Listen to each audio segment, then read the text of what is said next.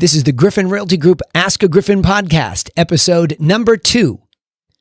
Are you a buyer, seller, or a real estate agent who has questions about buying and selling real estate, but you just can't seem to find easy answers? Well, then you're definitely in the right place. I'm Danny Griffin, the founder of the Griffin Realty Group and the host of the Ask a Griffin podcast. Now, to help you take immediate action to get started in the right or a better direction, if you need to sell or buy property right now or in the near future, you can take advantage of our free step-by-step guides. They're waiting for you over at griffincourses.com. That's Griffin courses.com. All right, let's get started. I get this question all the time. Isn't comparing houses like comparing apples to oranges? So in other words, people get defensive a little bit about the word comparable. So let's get into these points here. The problem, we start with this. Residential real estate is not a commodity. So pricing includes many variables, and that's why people get defensive about it. So let's explain. What is a commodity to begin with? Well, typically a commodity is known as a raw material. It's a very basic raw material, something like a coffee bean that might go into a lot. Oil, especially, is an easy one to think about. Oil is used for so many different products as a raw or originating material that goes in. And it's a commodity, meaning a barrel of oil is pretty much a barrel of oil. So it's commoditized. Its likeness is so close from one company that produces it to the next that pricing is relatively easy to find. However, when it comes to residential real estate, my goodness, there are so many different variables. Let's take the extreme case and say, let's try to commoditize it. You'll see what happens here. Think of a place that you know where there might be A model, B model, C model in a big tract development. So imagine a place or one of the states in the United States or a place in this world where there are big tracts of land and these models are developed one after the next and they're very homogeneous, or they have almost exact same features, exact same layouts, and all that differs is what lot they went on in this massive tract development. Well, and they're all brand new. So nobody's had a chance to paint their colors, pick different appliances. Let's presume everything in there is the same. Well, that's about as close as you can get to commoditizing. But you heard me already say the variables really become a big deal, right? Because now all of a sudden it's, well, what street in the development is it on? Where does the sun set? Where does the sun rise? Who are the neighbors that move in next to me? I mean, all these variables. Do they take care of their little space and I don't take care of mine? So these variables begin to really pop up quickly. And that's why it's not a commodity. And it becomes harder to price, whereas a commodity is easier to price or finds its market price a little bit easier than something that has so many variables that affect price. Okay, let's move on to the next point here. So the real estate term comparables is misleading. It's a tough word. So I'm going to come over to your house and I'll bring the comparables. It's jargon in the real estate business that needs an explanation. Comparables are, and they aren't, comparable. I know, it sounds like a riddle. I get it.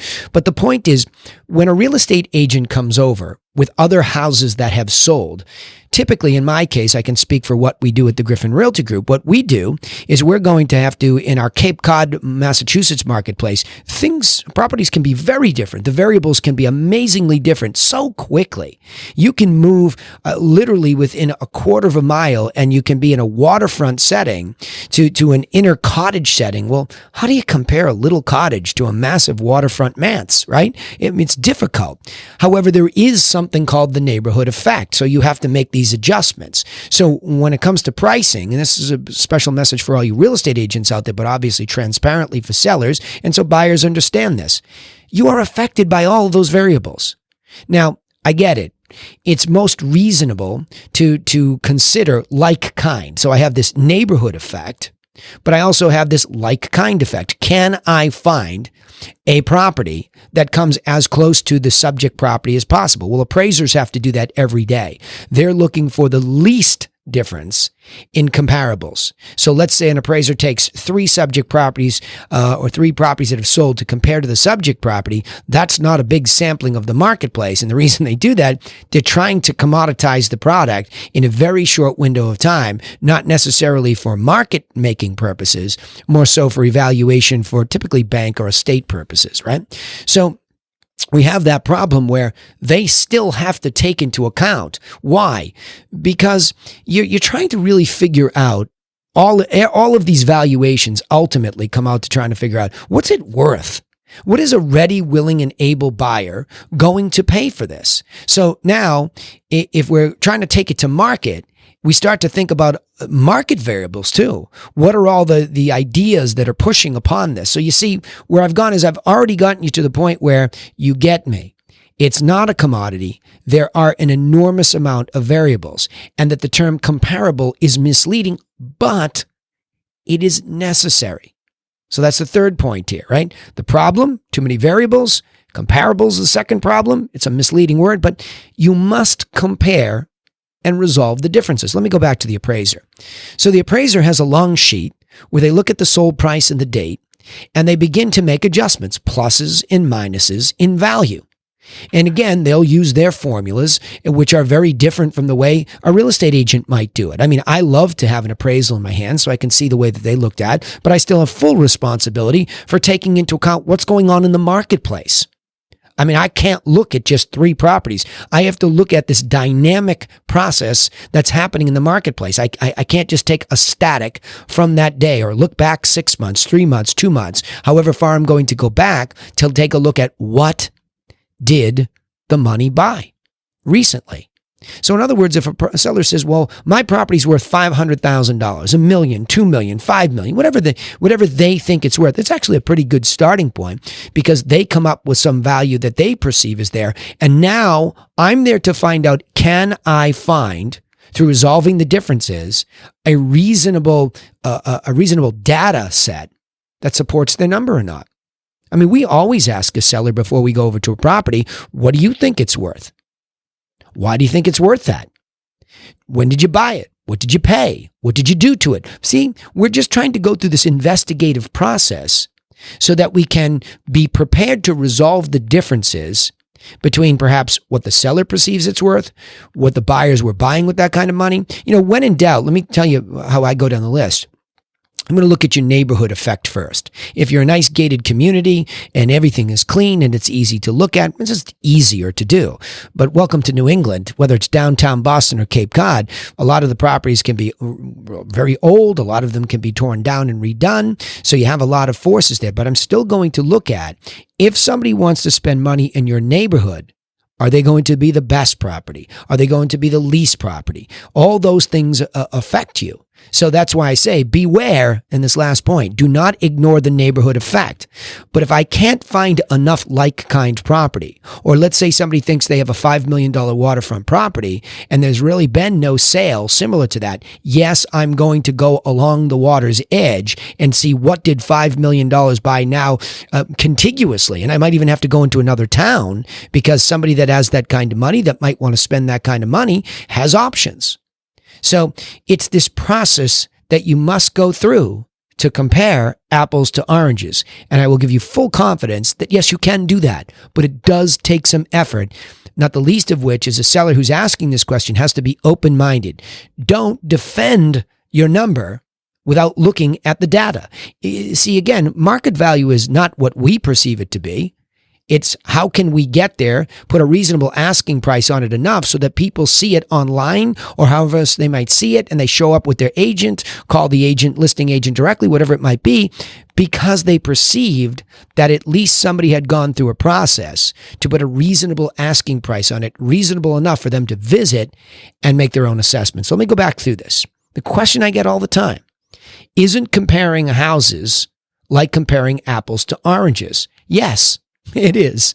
It's very difficult, so we have to make the reconciliation and difference between the apple and the orange. But we start with recognizing the problem.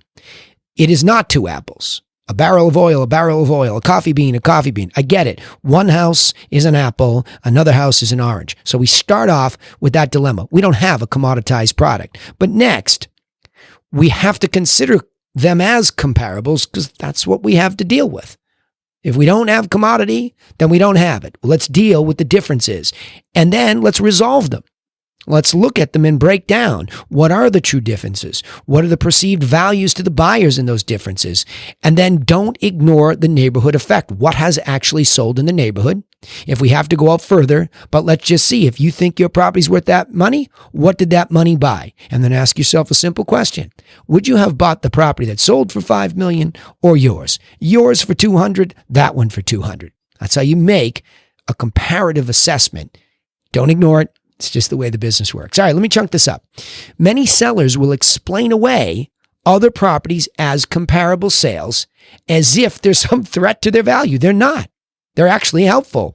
Although it's true that residential real estate is not a true commodity, we still must compare other properties to determine what the money is buying to find a reasonable asking price range, which can always be adjusted. By the way, just as a little extra tip there, it doesn't hurt you to lower your price. Please stop thinking that. When you begin to find real value, buyers don't care where you started. They don't. I've been doing this for 20 years. They don't. Get your property priced as quickly as possible. Don't miss market time because you perceive that that's the way market making works. In my experience, not true. All right. Remember, you can take immediate action to get started in the right direction if you need to sell or buy property right now or in the future by getting our free step-by-step guides at griffincourses.com. That includes you agents looking for a more strategic approach. Also, don't forget to subscribe to this podcast so that you don't miss out on any insights each time we upload an episode. We also post all these episodes on all of our social media channels, so remember to turn on your notifications for Griffin Realty Group. I know there's a lot of other Griffins out there. It's not an uncommon name, commoditized maybe even, but look for that nice little gold shield out there and you can find us. We'd also appreciate it if you like these and you know somebody who needs this help. Share our contact with them, please, so that they get the help that they need and you can help us join this mission that we have of becoming people for others. Thank you for listening. Remember, nobody's coming for you, so go get to work on your own plan. And remember to ask your questions here, wherever you find us. I will personally answer them in an episode. Might even send you a fancy t-shirt or a hat coming soon. Thanks. See you in the next episode.